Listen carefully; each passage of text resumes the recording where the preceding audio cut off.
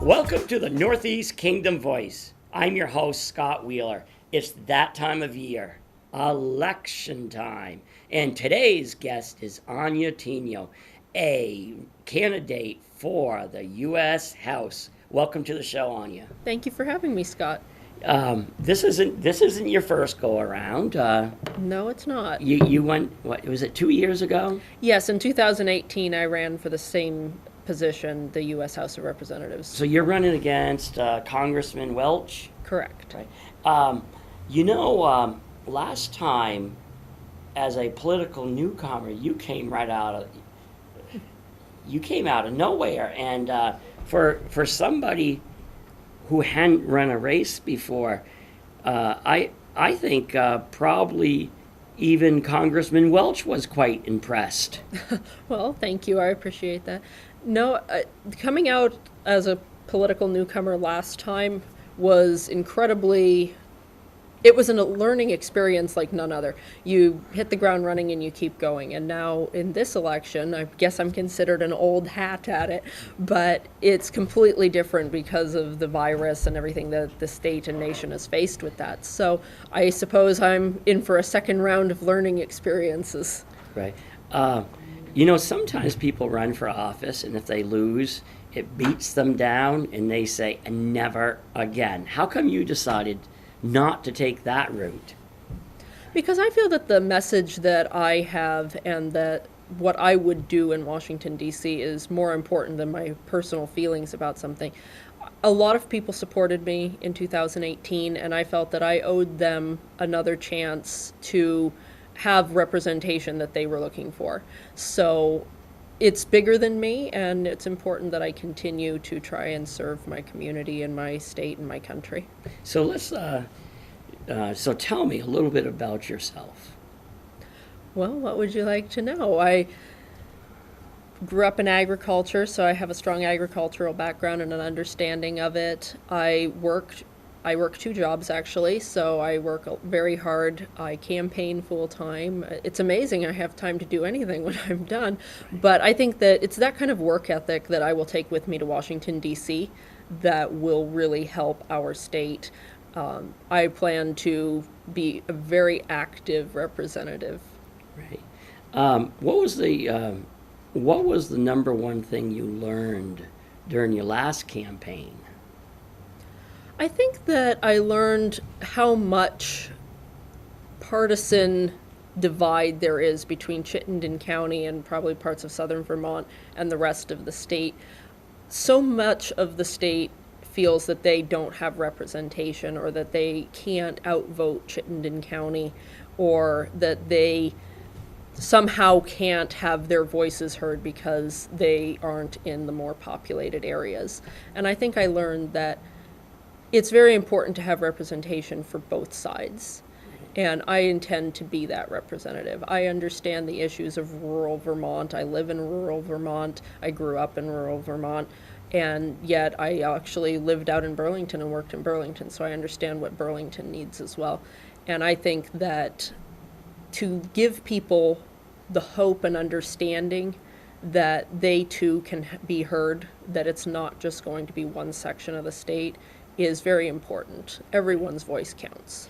The state is currently represented in Washington by 2 Democrats and a socialist Democrat, whatever he I think he technically calls himself an independent, but you're right on the socialist Democrat part. Right. What do you think the odds are of a Republican being elected in a left-leaning state? And how will you convince people you are the person for that job?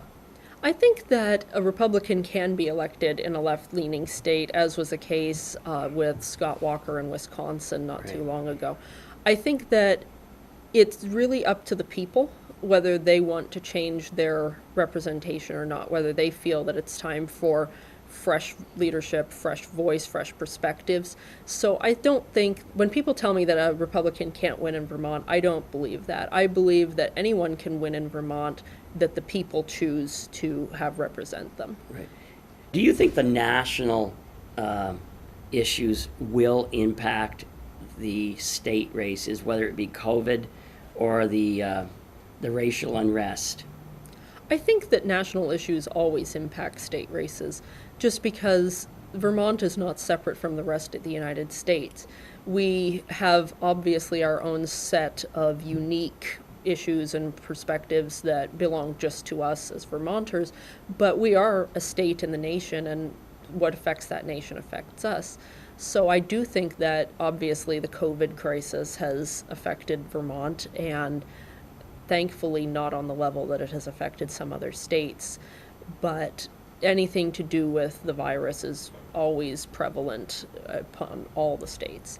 And as far as racial unrest, we've seen it even here in Vermont.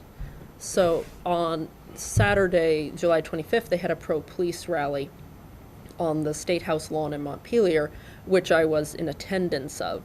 And being there in person, you would have thought you were looking at the streets of Los Angeles or New York City or Ferguson, Missouri, any of these places that have had these severe protests, Oregon or Florida, any of these places that have had these protests, it really didn't look any different to me than those places. And a lot of people expressed surprise in the fact that it had come to Vermont and was on that level, because they really felt that Vermont has always been very opening and welcoming to different racial minorities or anything along those lines. They've really felt like they were opening and welcoming, and kind of surprised that they were being called racists and so forth, because they didn't feel that they had ever been. Do you think we have a lot? Do you think we can learn from these discussions and such that we're having now? People can always learn from discussion, but I think that when it gets to the point where there's no discussion, there's just accusations, right, and shouting and screaming, and in some extreme cases, violence, right, I think that people stop learning at that point and just start, I think it polarizes people to their position, and they start defending themselves rather than wanting right, to hear more about it. I think that in order to have a discussion where you learn, it has to be very civil and very calm. right. And unfortunately, I think it's gone past that point, even here in Vermont. Because I'm a person, I try to learn something new every day, and that's how come I love great civil discussion with people of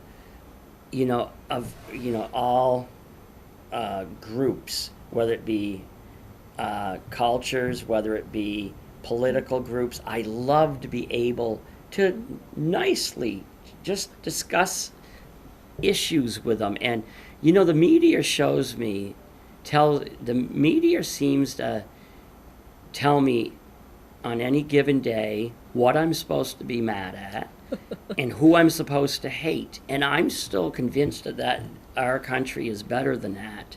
Anywhere I go, I run into absolutely wonderful people. And personally, I think we're being played by the media, but that's only my. I would have to agree with that. I think that the media definitely has an agenda. They always are trying to sensationalize for better ratings or whatever you want to call it. And I think that they do try and dictate to the American people what issue they should be concerned with, or which political party they should follow, or what person they should be against. And I think that it's sad that the media's job is really to tell the news, give facts, and leave out opinion. And I think that we really need to get back to that in journalism, especially, where it is just facts and not opinion. Now, you mentioned you were at a, I guess it would be called a Blue Lives Matter rally. Do you think there's any room for improvement with them? With the police department? Yes. So I believe that there are hundreds of thousands of officers that put their lives on the line every day, and they're not racist. They're not out to hurt anybody. They really do want to help. I am also certain that there are some that are having these problems. I don't believe that any group is perfect, and there's always room for improvement. But I do not support defunding the police department as a means to this end. obviously, we as a society need to have the police department. We don't need anarchy. We don't want to see what happens if we have underfunded and understaffed police departments that can't handle the security and safety of our citizens. So I think that when people equate defunding the police with police reform or whatever else they want to call it, it's two separate issues. There's no such thing as defunding the police department to cause reforms. If anything, it would make the problem worse. Right. While I see some changes are necessary, I do think we need to be careful that we're also not driving away potential candidates to fill those positions, because to be a law enforcement officer right now, to say I want to be an officer, as in I want to go into that field, boy, that would be I bet you that's a tough sell right now. I believe that it is, and unfortunately there have been recruitment problems for many years just because of how the public perception is about the police department, and that's unfortunate because we do need these people to fill these roles. As people retire, there needs to be a younger generation coming in, and notoriously the police department does not make a great deal of money or any of these reasons. So the main reason that people go into law enforcement is because they feel that the need to serve in that capacity. And if people are turned away from that, I think that we could face a very severe staffing shortage in the next 10, 20 years. Back to COVID, how do you think the best way forward is for our schools now that we're about to open?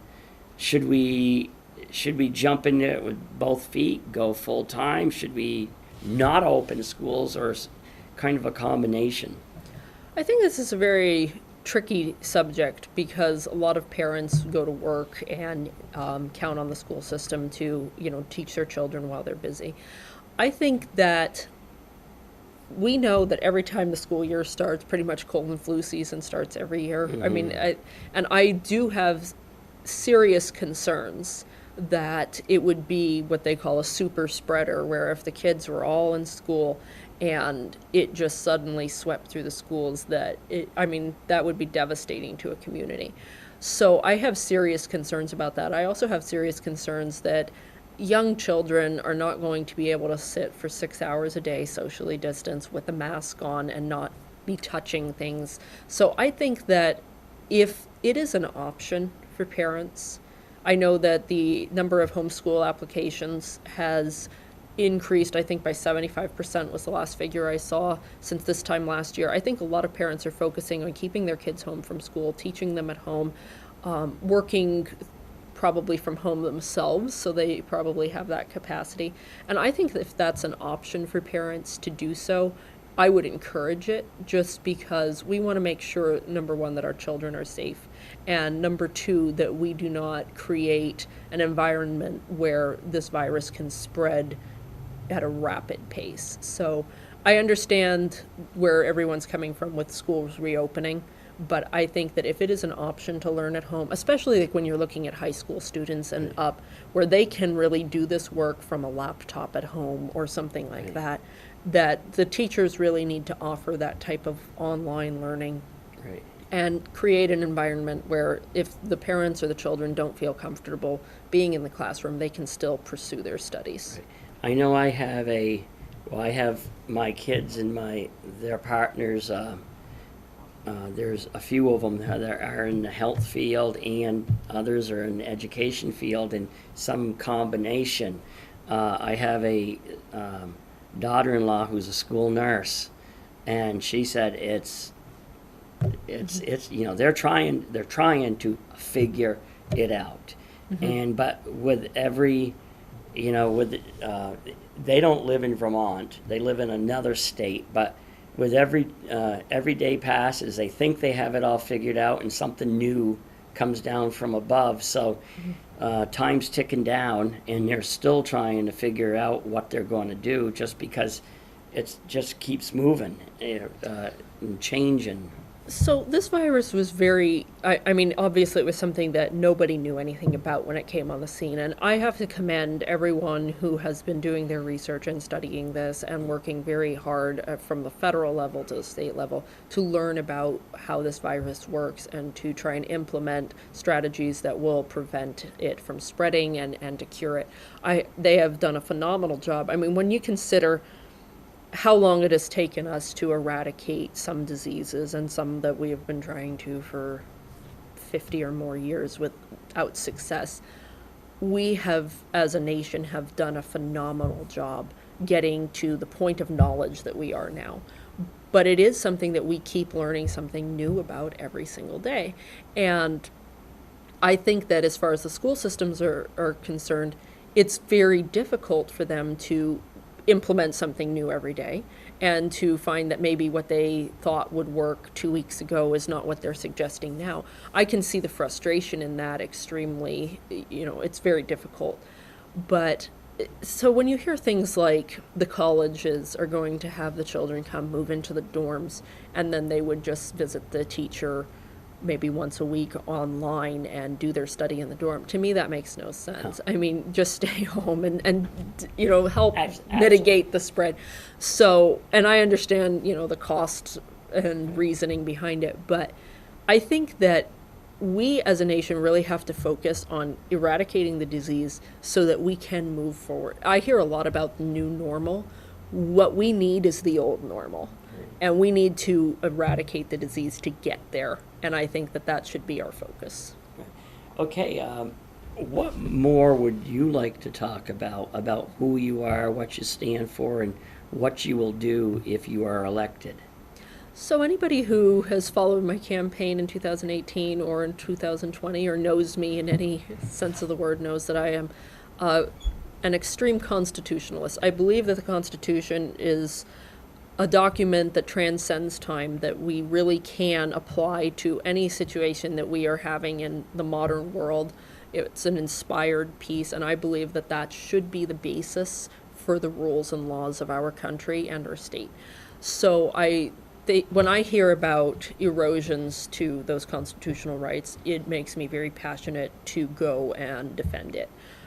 When I talk about erosions, obviously Second Amendment is probably the first one that people will think of, but there are also threats against free speech and freedom of religion and all of these different things that the Constitution promises us. So that is one of the main reasons that I am running for office, and it is one of the main focuses that I will have when I get to Washington, D.C., is protection of our constitutional rights and perpetuating those freedoms on to future generations. Do you ever watch the news and see just how much partisan divide there is and think, is there any hope? Can you withstand withstand what might come your way if you don't bow to the political pressures? So, as a Christian, there's always hope. And as a Christian, I don't fear the pressures of this world. So I know that I have a certain amount of, shall we say, bullheadedness to me. So the political pressure may come, but I do intend to always stand up for what I believe in, to maintain integrity. And I think that anybody who knows me will pretty soon learn that it's just going to be that way with me. And I think that it's unfortunate that there is so much partisan divide, and it's easy to say there's no hope. But if people don't stand up for what they believe in, that is the only time that there's no hope. If we allow it to get to a point where we feel that it can't be retrieved, then that is our own fault. And I won't be guilty of that. I will always work to increase and improve upon the freedoms that we enjoy as a nation. I grew up with these freedoms. I intend to raise my children with these freedoms, and I have no intention of letting that slip away. When you look at what's gone on in Washington in the last few years, which I personally think I've looked at it and I've been so embarrassed for our country in more ways than one. Mm-hmm. How do you view what's been going on in Washington? I view it as a shame and a shambles. So, since 2018, when the U.S. House of Representatives really became controlled by the Democratic Party because of their winning an additional number of seats, it has really shown that they were not willing to work with Republicans. They pursued partisan politics the whole way, up to and including trying to impeach President Trump based along party lines. That is a huge embarrassment to our country as far as I'm concerned. There was no consensus from the other side that there was any high crimes or misdemeanors, the only cause for this. And I think that the government that we have in place with the Senate, it had the job of stopping partisan impeachments, and it did that. And I am very proud of everyone who stood up and said, no, this is wrong. What has been going on in Washington, D.C. is unfortunately the product of having a party that does not care about what the people want in power. Right. The people elected Donald Trump president. It is the people's job to vote this year and elect him again if they choose to. It is not Congress's job to remove him because they simply don't like him. So do you support President Trump? I do support President Trump. I believe that he's worked very hard for the nation and that he will continue to do so in his next term. Right. Do you think he'll be reelected? I do believe he'll be reelected. I believe he probably has more support now than he did in 2016. If it becomes President Joe Biden, how will you take that and how will you move forward? It's important for any member of Congress to be able to work with any presidential administration because obviously congressional members tend to be there longer than presidential Right. appointments and so forth. So if it is President Biden or any, let's say 4 years from now, there's a Democratic president or a Republican president, it doesn't matter. My job in Congress would be to represent my constituents in the state and to look out for their best interests, and that's what I will do. Right. So have you started out on the campaign trail yet? I have. It's been very different from 2018, but we have been able to have a few in-person events with the social distancing and the masks and so forth. But honestly, it's shows like this and interviews and things like social media and my website, that tends to be the way we are getting the message out the most. I miss personally being able to connect with voters in person on a large scale. So as we come towards the primary, I am definitely looking to do some more of those events before August 11th. Now, the one thing I've noticed with the media over the years is they have a tendency to handpick who they think are viable candidates, and they only interview them. Have you been accepted by the media as a viable candidate? It depends on which media source it is, in honesty. So I've had journalists come up to me, interview me, take pictures, get a name, and then they never print the story. So I don't know if they see me as a viable candidate or not. At this point, I think maybe they do, and that's why they don't print the story, because they don't generally promote people with my viewpoints. So I think that I do believe that there's a media bias, and it's sad, but it's true. And I think that you can judge a person by their enemies as well as their friends. So I almost consider it a badge of honor if the media doesn't really support me these days. Right. So. Okay, you have about 5 more minutes. What more would you like to talk about? It's your time in the spotlight. Well, thank you. It's been wonderful being here, and I appreciate the show. And like I said, I appreciate outlets like this that offer candidates a chance to get in front of people and share their views. Being an informed voter is one of the most important things. In Washington, D.C., we currently have 3 representatives, and they are all, it's single-party representation, with the exception of Bernie Sanders, who is extreme left. He's very socialist. Now, as far as that goes, I don't know any other job that allows somebody of the years that these gentlemen have attained to still be working without retirement. And I say this respectfully, but at some point, you need to retire and let a younger generation come and make the decisions that will affect them for the next 50 or more years. So, with all due respect, I believe that it's time for a younger, fresher perspective in Washington, D.C. I intend to be that. I intend to work very hard for the United States, for Vermonters. I care deeply about agriculture. I care deeply about the Constitution. I care deeply about repairing our economic troubles from COVID-19. I know that we have spent a great deal on this virus, and it's going to take some very strong fiscal decisions to move forward from this without negatively impacting our children and grandchildren's taxes. So I think that now is the time, and I would be a good representative for the state. I would always work hard for them. They won't be sorry if they send me to Washington, D.C. I can promise them that. Okay, well, thank you for coming on the show, and Thank you. good luck during your race. I appreciate it. Thank you very much. And thank you to the viewers for tuning in to another segment of the Northeast Kingdom Voice.